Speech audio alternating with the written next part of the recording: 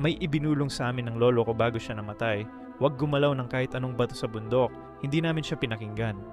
Nung nagsimula kaming mag-renovate ng lupa niya sa Ifugao, inalis namin ang ilang lumang bato sa hangganan ng palayan. Para sa amin, bato lang yon.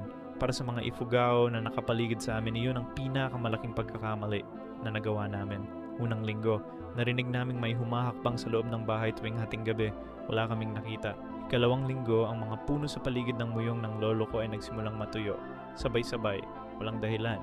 Ikatlong linggo, nagsimula akong managinip ng isang matandang lalaki na nakatayo sa hangganan ng lupa. Tinitingnan niya ako. Hindi siya nagsasalita, pero alam kong galit siya. Kinonsulta namin ang isang mambunong. Tinanong niya kung inalis namin ang mga bato.